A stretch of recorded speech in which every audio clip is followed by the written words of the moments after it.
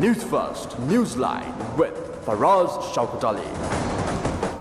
And a very good evening to you and a warm welcome to Newsline Live. And before I introduce our guests to you today, let me tell you the topic is, of course, where is Sri Lanka's transport policy headed, if they have a policy.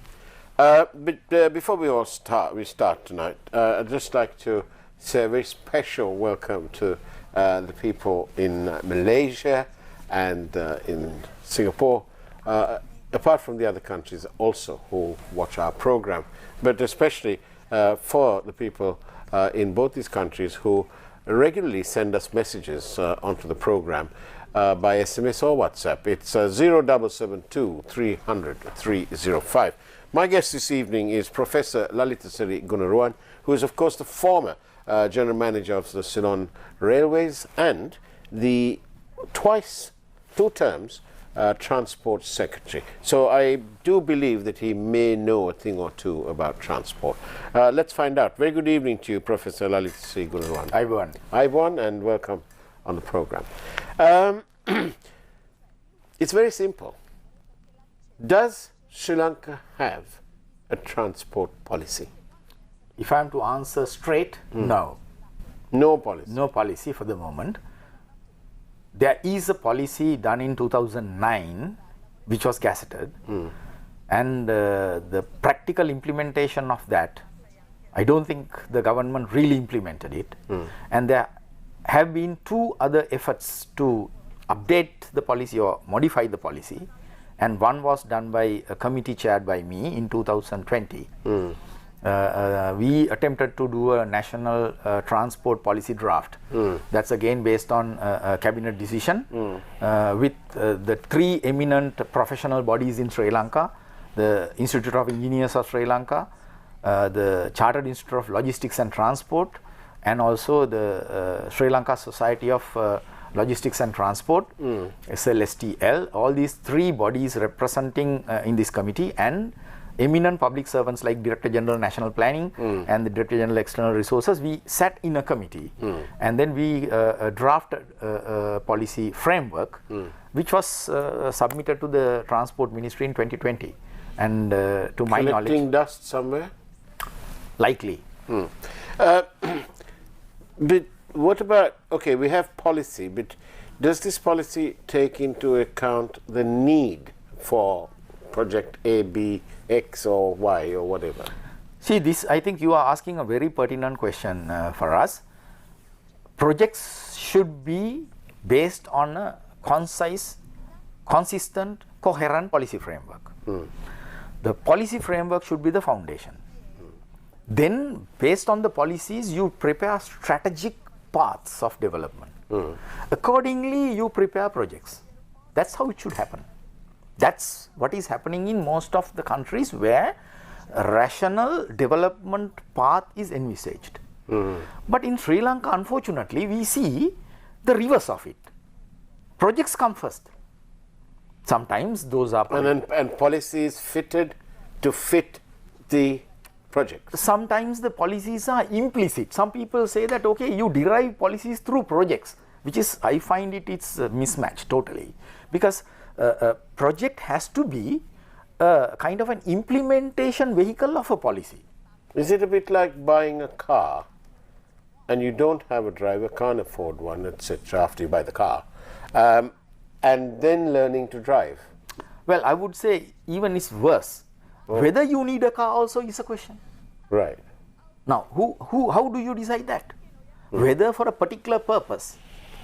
What is your objective of having a car? Is it mobility? So how frequent or how apparent or how often is there this need analysis carried out by the ministries? Now, what you are coming to now is projects. Yeah. Now, I would say before that we need to have a policy framework. Now, whether the policy framework recommended by the committee chaired by me, don't know what happened to that. Really, I don't know up to now, because it's 2 years at least. I don't know recently whether something happened to that, I don't know. But 2020 somewhere towards September, October, we presented it to the Ministry of Transport, and we have to first anchor the development strategy and the development activities which are kind of implemented through projects. First of all, you lay down the framework.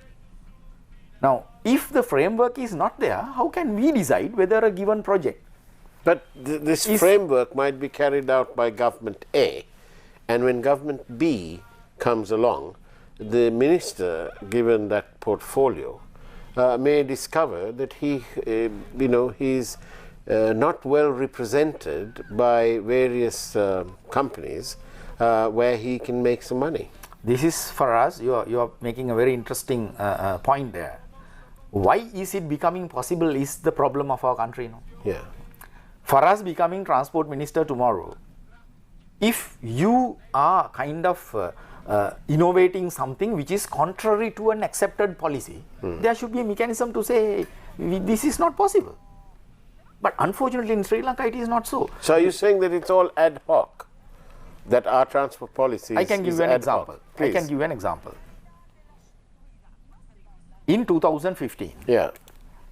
Honorable Ranjit Madhuma Bandara, as the minister, prepared a project, totally homegrown, totally implemented by the Sri Lanka implementable by the Sri Lanka Railway. Yeah.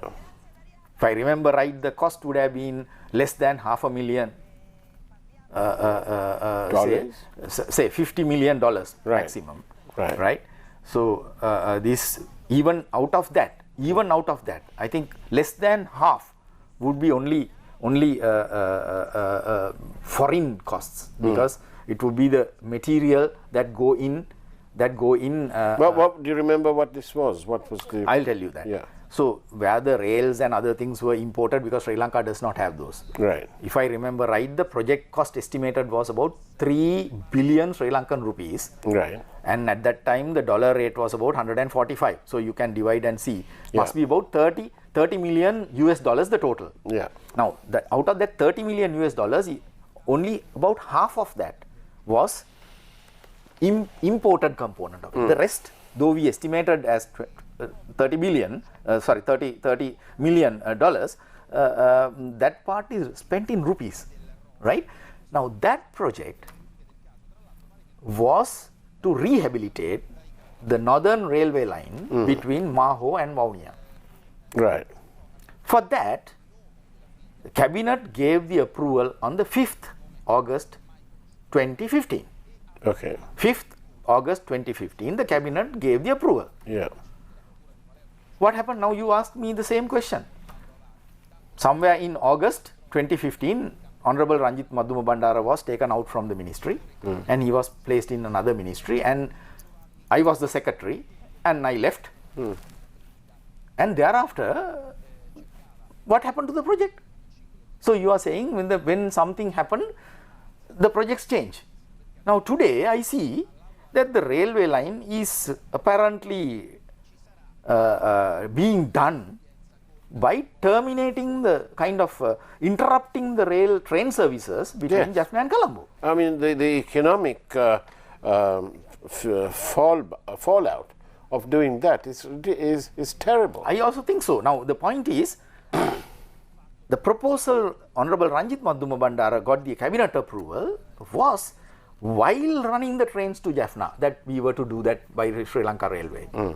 So the minimum interruption to Jaffna-Colombo railway service was envisaged. It may have taken, the way if it was implemented, it would have probably taken a little longer than... How much? Double the time?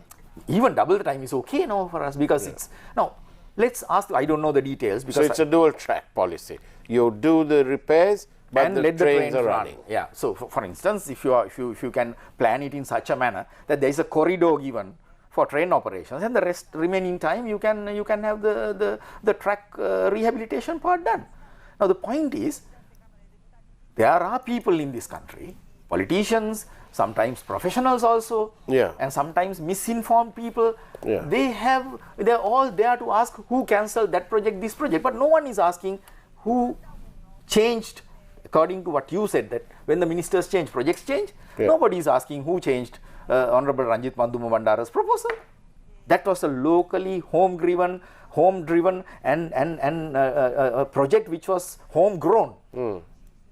Which would have had all the necessary impacts on our economy. Exactly, and also a lot of economic impacts and the employability of our resource inputs, and also a lot of exposure for our so per kilometer, what's the cost? Do you remember what would that have cost us? Well, let's say if Maho is about 85 miles and Vaunia is about 160, so it's about 80, 160 is about 245. About another 80 miles. So let's say about 100 kilometers. Let's say I just can't tell you exactly figures. No, okay. So divide that $30 million by 100. That's the rehabilitation cost. Right. So now the point is, I don't know how much Sri Lanka is going to get indebted to do it by a foreign company on a contract, on a loan, and to my knowledge, this loan is not competitively bidded, and there is no competitive bidding called. It looks like, I don't know. I mean, that has to be questioned by the people who have decided to do it. So subject to confirmation. Subject to confirmation. Possibly correction even. This is not subject to international competitive bidding. And it is like, a financier gets the project to that country's contractors, and then there is no facility to international competitive bidding, and by that way you can't ensure that you are getting the best price for the contract. And I don't know how much is the contract cost also. And also, would you, as a veteran sort of in the public service, where you've served as secretary twice, would you welcome a system where the local agents' details must be made available, and that there cannot be any of these sort of proxy names and offshore companies and all sorts of things? For us, that is a detailed question you're asking. Yeah. Let me say, we'll have to lay down the procedure first. Yes. The projects will have to be, as I told you earlier, the projects have to be aligned with the policy. First of all, there should be a mechanism to judge that. So for that, you need to have policy framework. Unfortunately, we don't have anything at the moment. Different people are talking about different policies. Number two, once the projects are conceived, those projects need to be conceived based on the local needs. So we must understand what are the needs and what needs are prioritized in this country. Because even at a family, even at a company, even in any other organization, prioritization is necessary because you don't have resources indefinitely. But I'm terribly surprised that the politicians from the north, whose constituents will be gravely affected by the closure of the train line serving the north, appear to be very silent on this. I don't know what they're doing. I also don't know, and according to the transport policy axis that have been promoted by us, not only by me but many others, including the veteran John Diandas, who was talking about transport policy since 1960s. The first axis of a pragmatic transport policy is to promote public transportation and promote railway transportation, moving passengers and goods away from road to rail. Now, if that is the case, as you questioned, how come that the railway services are not operated to Jaffna and the people's representatives are silent? I don't know.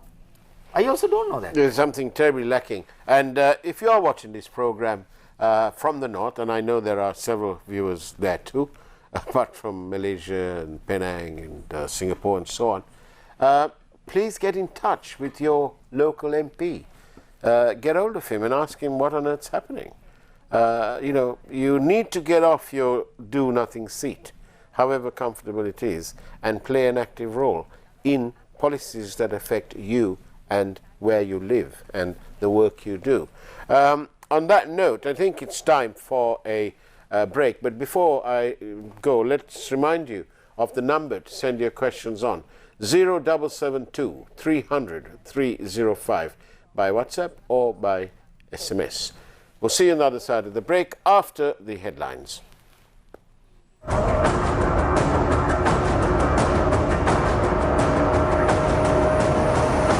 News First, Newsline with Faraz Shaukat Ali.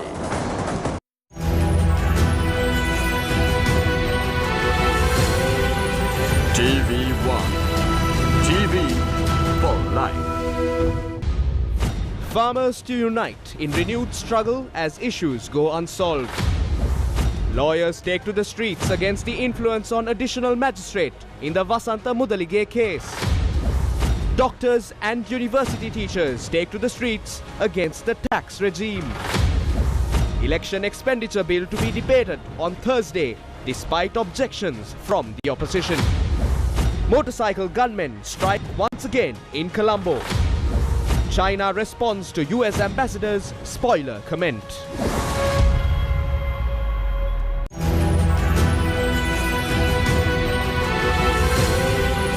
TV1, TV for life.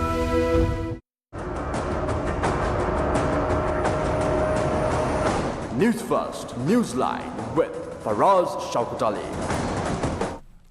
And welcome back to Newsline Live. I'm in conversation with Professor Lalithasiri Gunaruwan, former General Manager of the Railways and twice over Transport Secretary. Both times he served a very short period before being mysteriously moved out. We were talking before about this the repair of the railway line. Tell me more about the Omante to... Faraz, Sri Lanka Railway has a history of doing railway lines by ourselves. We were the ones within Sri Lanka Railway in 2005 did the tsunami damaged railway line in the coastal area just in 56 days, when many people were saying that you will need years to repair it. That was done 100% by Sri Lanka Railways' original effort. Then in 2010, I was the secretary at that time, we did Omantha Vaunia, in fact the other way, Vaunia Omantha, 13 kilometers. The cost was less than $500,000 a kilometer. And we did it 100% by Sri Lanka Railway, only the rails were kind of things that we could not produce in Sri Lanka. Yeah. Having done that kind of things and knowing our capacity, I don't know why the government of Sri Lanka and also other stakeholders did not use that strength to rebuild the railway lines in the north to Kankasanture, to Talemanar, and also now between Maho So and... that's obviously because they got the money from the Indians, and so the contract went to an Indian company.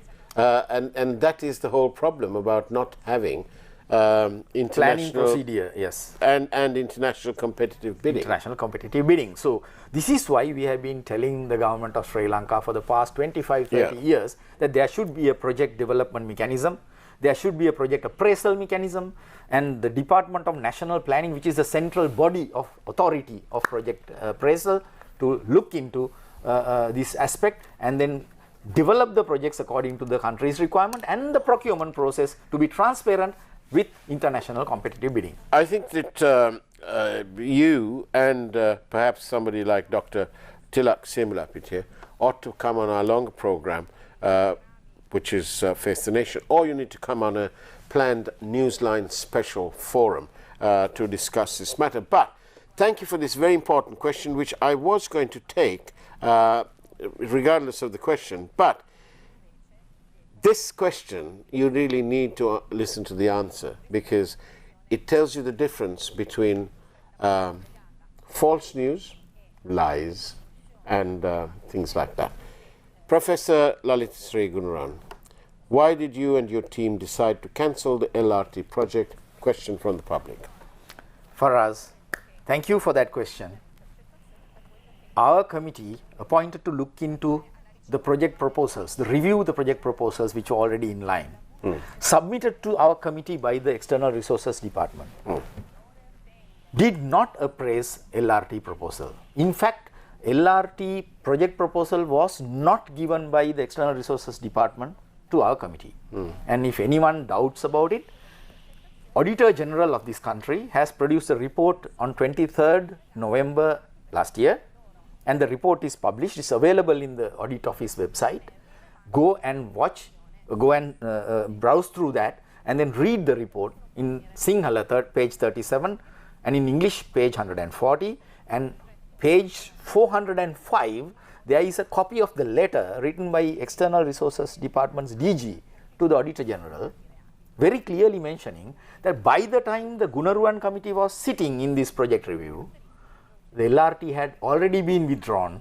So Gunaruwan committee was not asked to study that report. Thank you for that clarification. Thank you. I don't know why people are making this false allegation through social media, and this is I consider it a kind of a insult on the to the people's integrity. Thank you for that clarification. Thank you for the question too. But tell me, in this policy or this non-existent policy, do you think that there is room for an LRT?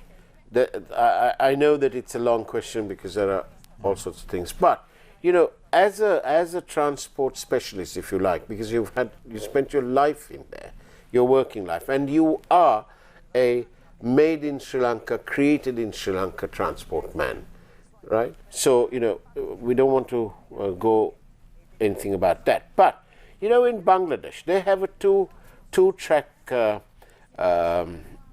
LRT system, and it cost them 2 billion. All right. It's about 20 kilometers. In Sri Lanka, they propose a single line, 15 kilometer stretch, a single track for $2 billion. There's a difference of about 50%. Now, I know this is all long, but give me an answer about LRT Sri Lanka. For us, let me put it this way. First of all, the policy axis should be promoting public transport over and above the private transport, because private transport is not energy efficient, it's not going to be environment friendly, it's not going to be economically efficient. And this was what the transport professionals ever since 1960s advocating to the government of Sri Lanka. Yeah. Secondly, there should be public transport promoting mechanisms. Those are technologies, I would say. And there are a platter of different alternative technologies available. What we have seen in Sri Lanka is ordinary railway on the ground. And we have seen the bus. Yeah. And in this country, good old days, we have had tramways also. Yeah. Before we were born. Yes. And then in the world, there are many other technologies available. Underground railway. Light railway is only for passengers, but it is going above the ground. And then you have metro lines, maybe sometimes both underground and above. And then you have BRT is bus rapid transit. And you have monorail is just single railway. Yeah. Now these are different technologies. I cannot reject any of those technologies because those technologies are well practiced all over the world, Right, in different places. Yeah. And what is appropriate for a given conjuncture will have to be decided based on a proper, thorough analysis. But So you know, in this whole analysis, I noticed that Sri Lanka is proposing just this one LRT business for 15 kilometers on the single track. But Colombo has got, I think, 6 gateway entry points, 6 or 7, I think it's 6. Now, this is only going to serve one. What about 2, 3, 4, and 5, and 6? There were some other LRT proposals, to my understanding, Right. which were public-private partnerships. Okay. These are not on loans. Right. Those were proposals. I mean, public-private partnerships also you need to study. You can't simply say that public-private partnership is better than government-executed one or the other way around. Yeah. You can't say that, but these need to be studied. Yeah. Now, what I'm saying is simply, if you are a doctor for us, Yeah. you cannot give a certificate on my body whether I'm in good health or bad health or whether I can run marathon. Yeah. If you have not examined my health conditions. Now, as a committee, the details of the LRT proposal, the JICA Japanese LRT proposals, the details were not given to our committee to study. So simply, we cannot say Do you know who cancelled the LRT? I don't know. According to the External Resources Department's letter, which is there in the page 405 of the Auditor General's report, Yeah. before our committee sat, It was it cancelled. had been withdrawn. So Do you know through your own intelligence that's available to you and talk in your industry, do you know who cancelled it? I don't know. In fact, that is what Auditor General was also trying to find out, and I don't think there is any conclusive thing to find out who did it. But let me say one more thing. The social media is trying to castigate that a speech that I made in front of the former president. And what was that speech about? That was about the Kalani Valley railway line proposal, which is already existing railway. It's not a light railway. From Colombo to Avisavella, going via Nugegoda, Maragama, Kottawa, Homagama, Avisavella. A proposal was there to electrify after elevating it to 7 meters high from Tematagoda to Maharagama. Now, Institute So of that part of that section would be elevated. that section would be elevated, but not right railway, because the same ordinary train runs there. Yeah. So you can't say it's a light railway, because that railway line is going to Avisavella, and that railway line was built by British for freight transportation essentially, and later the freight part. I'm getting a question in, it's a statement more than anything. From the 1990s, this call is telling us that they proposed 2 lines there. That's right. Since 1990s, when the caller, who was then at school and who's now working in the broadcasting industry, is saying that he's left school and there's still no I think 2 he's lines. 100% right. He's 100% right. Kalani Valley line has 2 main problems. The same locomotive runs in Wayangoda, Colombo or Panadura, Colombo, same diesel multiple unit can run in the KV line, Kalani Valley line, but half the speed or even less than half the speed, because about 35 kilometers per hour only the KV line can take. Why? Because it has curves which are sharper than even in the upcountry. And when it was elevated, those curves were still there. So those curves are still there. The design was not realigning the curves to straighten. That is why Institute of Engineers of Sri Lanka had made a representation to the government of Sri Lanka and to ADB, which was to fund that project. Before our committee sat, they had made an intervention to the government of Sri Lanka saying that this project is ill-designed and ill-conceived. That's number 1. Number 2, before IESL's intervention, before Institute of Engineers intervention, they had estimated the project cost to be about $2.5 billion US.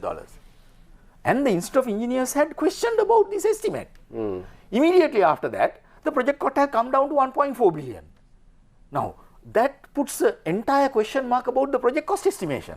How can a feasibility study, if was properly done, that the cost can come down by about 1,000 million US simply because IESL was making a question. There is a third point in this. There's a Yes. Sorry, I'm reading through. There are many questions, and for the record, just a very quick answer because I've only got a minute or so left. Tell us very specifically, did you cancel the LRT project? No, not only me, my committee had 3 other members, Professor Sohan Wijesekara, Engineer Janaka Kurukulu Surya, and former Transport Secretary D.S. Jayavira, and myself, I was the chairman. And this committee, by the time this committee was sitting, the LRT project was cancelled, Had been cancelled by at the ERD level or whoever did we that. don't know. And there is a letter to that effect in page 404, 405, 405 of the Auditor General's report. Yeah, you're right. And you have absolutely nothing to do with the cancellation. We had nothing to do with, absolutely nothing to do with the cancellation. You didn't even look at it. Yeah, I mean, how can we look at when the report was not given to us to study? And our committee studied many other project proposals in irrigation, in railway, and in highways, and in water supply, and we had produced our report, and the reports are available with the Treasury. Anyone interested can maybe ask for the reports and read and find out for which we have given our inputs. Thank you very much, Professor Lalithasiri Gunaruwan. It's now time for the Primetime News. Take care, have a great evening as best as you can, and of course, God bless you all. Thank you very much.